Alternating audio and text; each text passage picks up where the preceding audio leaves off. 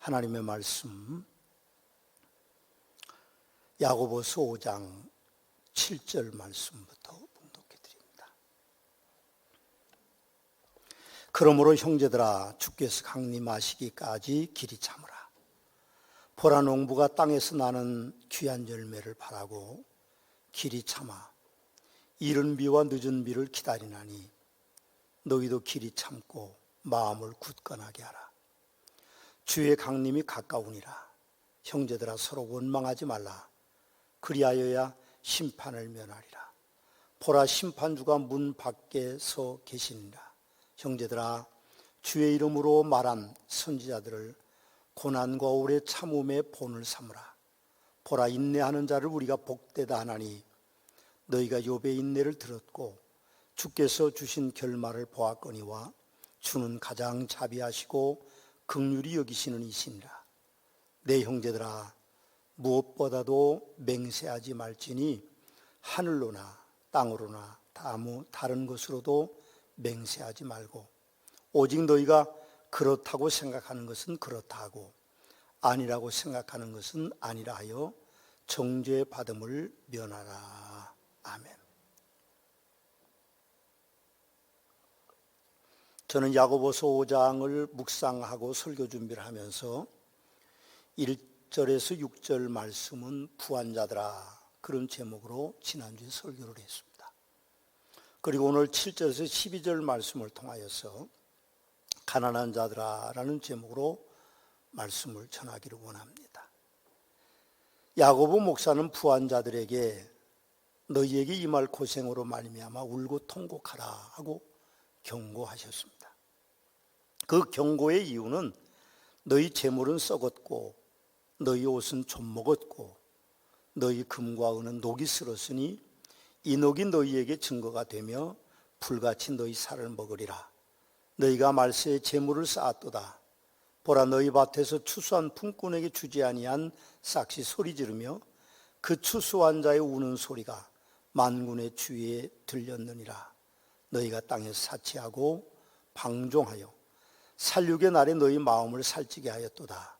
너희는 의인을 정죄하고 죽였으나 그는 너희에게 대항하지 아니하였느니라 하고 말씀하셨습니다. 우리가 사는 세상은 어쩔 수 없이 가난한 사람과 부한 사람이 같이 살아갈 수밖에 없는 세상입니다. 부자만 있을 수는 없는 것이고 가난한 사람만 있을 수는 없습니다. 혹시 부자들만 모여 산다고 하더라도 그들 사이에 차이가 있을 것이고 혹시 가난한 사람들만 모여 산다고 할지라도 그들 사이에는 차이가 있습니다. 여러분이 부한 자라면 가난한 사람을 보듬고 살아가야 되는 것이 삶이고 여러분이 가난하다고 하면 부한 사람들을 원망하지 말고 그들을 시기하지 말고 불평하지 말고 부자의 부함을 인정하고 더 나은 삶을 위하여서 애쓰고 힘쓰고 알뜰하게 모으고 슬기롭고 지혜롭게 살아야 할 것입니다. 야고보 목사는 가난한 사람들에게 말씀하시기를 주께서 강림하시기까지 길이 참으라 그렇게 말씀하십니다.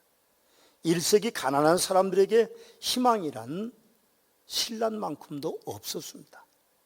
로마 이후의 나라는 모두가 로마의 식민지가 되었고 그런 중에 가난한 사람들은 살아남기 위해서 스스로라도 종이 될 수밖에 없는 시대였습니다. 종은 부자의 재산에 불과했습니다. 주인이 종을 죽여도 죄가 되지 않는 시대였습니다. 그런 정황이니 가난한 사람들의 삶은 이미 인내를 넘어선 최악의 삶이었을 것입니다. 그리스도인들의 삶은 더더욱 어려웠을 거라고 생각합니다. 로마의 제국의 박해가 시작되었으니 목숨을 부지하는 것조차도 불가능한 시대에 살 수밖에 없었습니다. 최악의 상황에서 그리스도인들에게는 예수님의 재림을 고대하는 신앙으로 무장하고 견디고 참고 이기게 하는 원동력이었기 때문에 야고보 목사는 주님이 오실 날까지 길이 참으라고 그렇게 말씀하고 계시는 것입니다. 그래서 야고보 목사님은 예수님의 재림을 기다리라고 말씀합니다. 예수님은요 올라가심을 본 그대로 오신다고 성경은 기록되어 있습니다. 오해하지 마십시오. 다시 오실 예수님은 만왕의 왕으로 심판의 주로 오십니다. 사람으로 오시는 것이 아닙니다.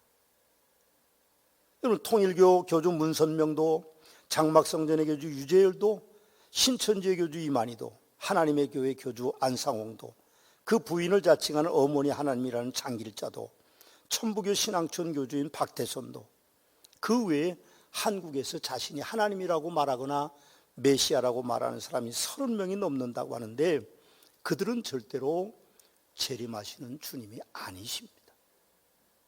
그 분명한 이유는 그들은 사람이기 때문에 그렇습니다. 여러분, 그 확실한 증거를 예수님께서 재림에 약속하셨는데 마태복음 24장에서 봅니다.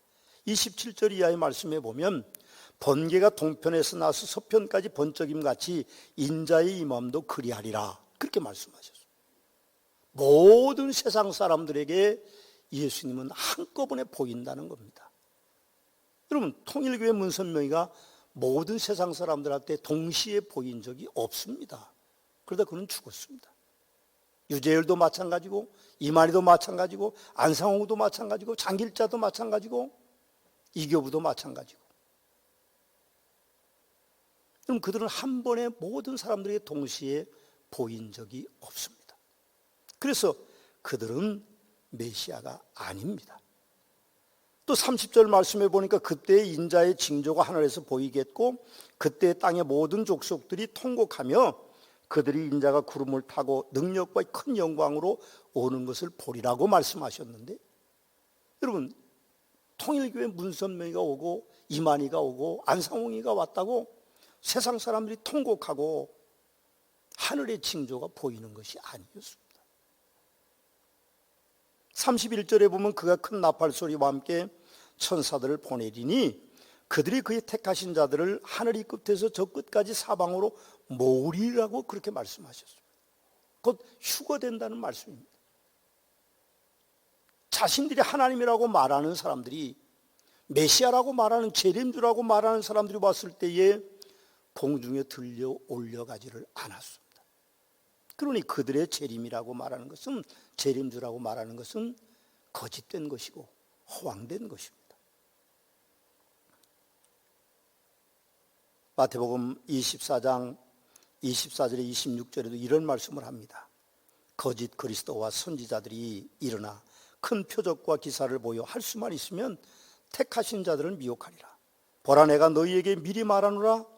그러면 사람들이 너희에게 말하되, 보라, 그리스도가 광야에 있다 하여도 나가지 말고, 보라, 골방에 있다 하여도 믿지 말라. 그렇게 말씀하셨습니다. 그리스도는 시공간을 초월해서 사람들에게 나타나시는 하나님이시기 때문에 어느 한 지역에 어떤 한 사람에게 국한될 수 없다는 사실이죠.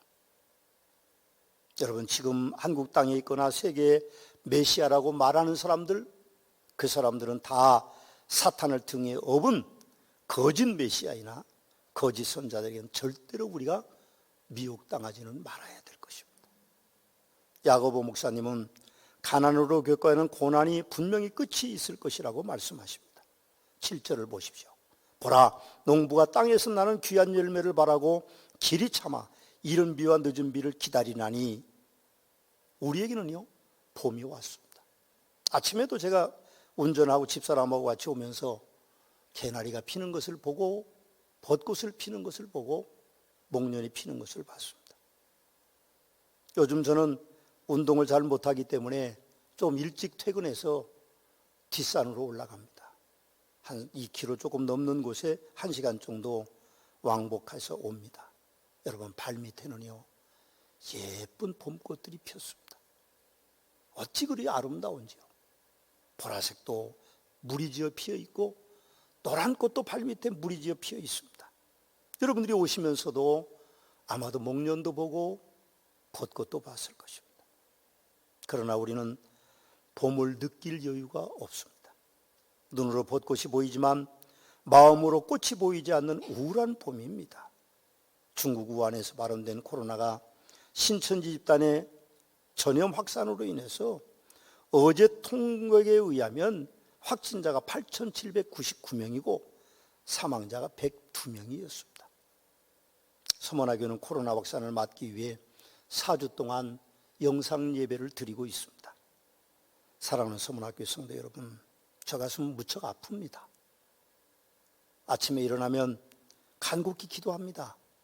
이 땅에 코로나가 확산되지 않기를 위해서 기도합니다. 성도들의 건강을 위해서 저는 가슴 아프게 기도하고 있습니다. 저녁에 잠자리에 들 때도 아픈 마음으로 기도합니다. 그러나 우리는 귀한 농부가 귀한 열매를 바라고 이른 비와 늦은 비를 기다리듯이 길이 참아야 될 것입니다. 이 고난은 우리만의 것은 절대로 아닙니다. 전 세계 사람들의 삶도 코로나19로 인해서 어렵습니다. 그럼 이 시점에서 분명한 것은 코로나 확산 방지를 위해서 개인적으로 사회의 거리 두기를 잘 지켜야 합니다. 교회도 정부의 확산 방지 정책을 따라서 지금 4주째 영상 예배를 드리고 있습니다. 그래도 다행인 것은 지금 시대는 SNS로 실시간 예배 실황을 중계할 수 있기 때문에 어디서든지 예배를 드릴 수 있기 때문에 감사한 일 중에 하나입니다. 우리는 길이 참아야 됩니다. 두 번째로 야고보 목사는 8절 말씀에 가난한 사람들에게 길이 참고 마음을 굳건하게 하라고 말씀하고 계십니다. 참는 것은 참 어려운 것입니다. 그러므로 길이 참고 해야 하고 더욱더 참아야 되기 때문에 마음을 굳건하게 해야 된다고 말합니다. 마음이 무너지면 참기 어렵습니다. 여러분과 제가 살아보았지만 가난을 벗어나는 것은 어려운 것입니다. 물론 우리는 가난한 것은 불편한 것이지 부끄러운 것은 아니라고 말하고 있지만 가난은 참 어려운 것입니다. 여러분, 자영업자들이 수많은 어려움을 겪을 것입니다. IMF 때 수많은 사람들이 경제 문제로 자살을 선택했습니다. 그러나 우리는 참아야 됩니다. 길이 참아야 됩니다. 마음을 굳건히 하고 또 한 번 참아야만 이 어려운 시기를 이겨나갈 수 있습니다. 1세기 로마 사회에서는 가난이란 어려운 것이었을 것이라고 말씀을 드렸습니다. 가난한 부모에서 태어났다면 일생을 가난하게 살아야 되고, 종의 신분을 가진 부모에서 태어났다고 하면 자자손손 희망 없이 종의 신분으로 살아야 되는 그런 시대였습니다. 주인에게서 도망치거나 도발하거나 반역하면 죽음을 맞게 되는 것입니다. 미국의 16대 링컨 대통령의 일화가 생각이 납니다. 링컨 대통령이 어렸을 때 이웃에 친한 아이가 있었다고 합니다.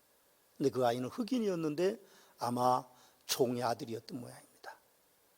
아주 애들이니까 그런 격이 없이 링컨 대통령하고 담도 없는 미국 사회에 친하게 살았는데 어느 날 그 아이가 없어졌습니다. 동네에서 소문을 들어보니까 그 아이의 엄마가 종으로 북쪽으로 팔려가고 그 아이는 종으로 남쪽으로 팔려갔다고 하는 이야기를 들어서 링컨 대통령은 내가 대통령이 돼서 노예제도를 폐지하겠다는 결심을 했다고 합니다. 그는 16대 미국 대통령이 되었고 노예제도 폐지를 법안하는 법안을 만들고 노예제도를 폐지했습니다. 8절을 보십시오. 너희도 길이 참고 마음을 굳건히 하라. 주의 강림이 가까우니라 그렇게 말씀합니다. 부한자들에게는요 해당되지 않는 말씀일 수도 있습니다. 그래서 저는 1절은 부한자들아 경고하고 7절부터는 부한자들, 가난한 자들이라는 말이 없어도 그 내용을 보면 그건 가난한 자에게 격려하고 위로하고 가난한 사람들에게 용기를 주고 희망을 주는 말씀이기 때문에 가난한 자들이라는 제목을 붙이고 있는 겁니다. 부한자들은요 길이 참을 이유가 없습니다. 여러분, 길이 참을 이유가 굳이 없어요. 부한자들은 주의 강림도 어쩌면 달갑지 않을 수도 있습니다. 부한 사람들에게는요 예수님이 온다는 말이 그렇게 껄끄럽게 들릴 것입니다. 그러나 가난한 사람들에게는 너희가 길이 참고 마음을 굳건히 하라, 주의 강림이 가까우니라는 말씀은 엄청난 위로와 격려와 희망의 말씀이 될 것입니다. 주의 강림이 가까우니 그들은 길이 참을 수 있고, 주의 강림이 가까우니 그들은 마음을 굳건히 해서 견딜 수 있는 것입니다. 10절과 11절에서 가난한 자들이 인내해야 됨도 또 말씀하시는데 이렇게 말씀합니다. 형제들아, 주의 이름으로 말하는 선지자들을 고난과 오래 참음의 본으로 삼으라. 보라, 인내하는 자를 우리가 복되다 하나니 너희가 욥의 인내를 들었고 주께서 주신 결말을 보았거니와 주는 자비하시고 긍휼히 여기시는 이시니라. 그렇게 말씀합니다. 혹시 여러분 중에 가난한 분들이 계신다면 욥의 목숨까지 위협하는 중에도 견디었던 그 인내를 여러분들이 가지고 계셔야 됩니다. 또 야고보 목사는 가난한 사람들에게 서로 원망하지 말라고 하십니다. 구절을 함께 읽어보시겠습니다. 형제들아, 서로 원망하지 말라. 그리하여 심판을 면하리라. 보라, 심판주가 문 밖에서 계시느니라 하고 말씀합니다. 원망이라고 하는 것은요, 헬라어에 찾아보니까 신음하다, 탄식하다라는 뜻입니다. 아마도 제가 생각에는요, 가난한 사람들이 부한 사람들을 향하여서 너무 괴로워서 저주를 마음속으로 퍼붓는 그런 것을 말씀하시는 것 같습니다. 성도라고 해서 환경의 제약이나 고난을 극복하는 특별한 비결을 가지고 있지는 않습니다. 우리 믿는 사람들도 고통은 여전히 고통으로 옵니다. 아픔은 여전히 아프고요, 가난은 여전히 우리에게 아픔으로 옵니다. 성도들에게만 하나님께서 초인적인 힘을 주시는 것은 아닌 것이죠. 코로나도 마찬가지입니다. 예수 믿는 사람은 안 걸립니까? 그렇지 않습니다. 그래서 우리는 조심해야 돼요.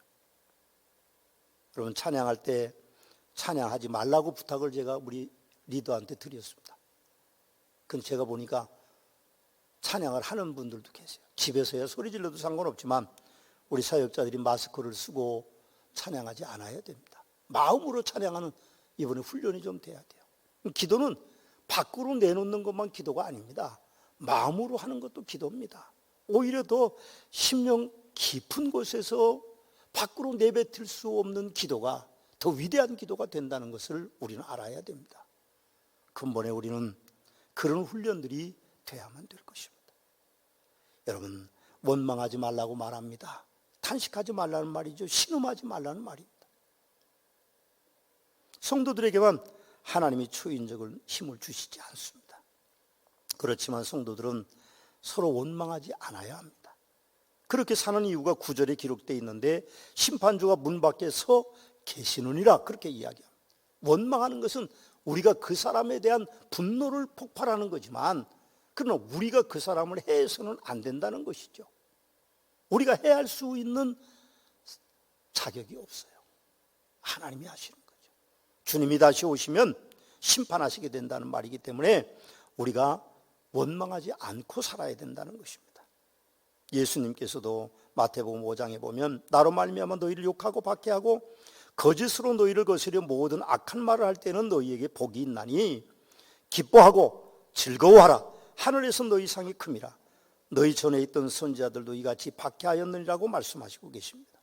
우리가 누구입니까? 우리는 예수님의 제자입니다. 그러므로 이름을 따라 살다가 혹시 가난하여서 인생의 고난을 겪고 살더라도 하늘의 상급이 크기 때문에 기뻐하고 즐거워하고 그 어떤 누구도 원망해서는 안 됩니다.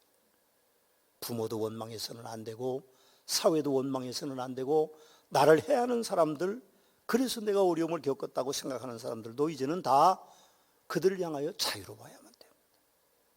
또 야고보 목사는 네 번째로 가난한 사람들에게 무엇보다도 맹세하지 말라고 그렇게 말씀하고 계십니다. 내 형제들아, 무엇보다도 맹세하지 말지니 하늘로나 땅으로나 아무 곳으로도 맹세하지 말고 오직 너희가 그렇다고 생각하는 것은 그렇다 하고 아니라고 생각하는 것은 아니라 하여 정죄받음을 면하라 그렇게 말씀하고 있습니다. 성경학자들이 성경을 문단 나누기를 해놨습니다. 여러분들이 성경을 보면 문단 나누기 앞에 빨갛게 동그랗게 돼 있어요. 그게 문단 나누기입니다. 근데 1절에서 6절 문단을 나눠 놓고 또 7절에서 11절 문단을 나눠 놓고 12절 한 절만 문단 나누기를 해놨습니다. 그래서 조금 12절을 앞쪽으로 갖다 붙이기가 어렵습니다. 그러나 12절만을 떼어놓기는 더 어려울 것 같습니다. 그렇다고 해서 12절을 13절에서 18절까지 말씀에 가져다 붙이는 것은 너무 문단 나누기에 문제가 있어요. 그래서 저는 12절을 가난한 자를 위한 교훈으로 가져다 붙였습니다. 혹시 억지로 갖다 붙이는 해석이 될 수도 있지만 저는 그렇다고 생각하지는 않습니다. 하나님이 제게 주시는 그런 영감은 맹세가 우리에겐 필요하지 않기 때문에 그렇습니다. 여러분 형제들아, 무엇보다도 맹세하지 말지니 하늘로나 땅으로나 아무것도 맹세하지 말라고 하시는 야고보의 선생님의 그 말씀, 야고보 목사님의 그 맹세하자는 말씀은 아무 생각 없이 쉽게 어떤 일을 결정하는 것을 하지 말라는 말이라고 학자들은 그렇게 말합니다. 가난한 사람은 현실을 즉시해야 됩니다. 그럼 부한 사람들은요, 현실을 즉시할 필요가 없어요. 남이 쓴다고 가난한 사람이 함께 써서는 안 됩니다. 분수를 모르고 살아서는 안 됩니다. 가난한 사람은 현실을 즉시해야 합니다. 맵새가 황새를 따라가서는 안 되기 때문에 오늘 야고보 사도는 가난한 사람들에게 헛된 맹세를 하지 말라고 그렇게 말씀하시는 것 같습니다. 서문학교의 성도 여러분, 가난하게 사신다면 야고보 목사의 가르침대로 부한 자들이 하나님보다 재물을 더 사랑하고 인색하고 사치하고 방종하여 살아 죄인으로 사는 건 못지않게 가난한 자도 죄인으로 살아서는 안 됩니다.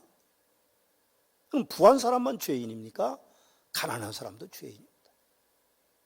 맹세하고 원망하고 마음을 굳건해하지 않고 길이 참지 않으면 가난한 사람도 죄인으로 살 수도 있다고 말씀드리고 싶습니다. 가난은 참 어렵고 힘든 것입니다. 그 자체만도 고통스러운 것인데 우리가 가난하게 살면서 마음을 잘못 쓰고 행함을 잘못하고 말을 잘못함으로 말미암아 죄인으로 살아서는 안 된다고 생각합니다. 혹시 여러분들이 가난하시다면 야고보 목사의 말씀에 귀를 기울이시고 가난하지만 부끄럽게 살지 않는, 죄되게 살지 않는 성도들이 되시기를 주님의 이름으로 축원합니다. 기도하시겠습니다.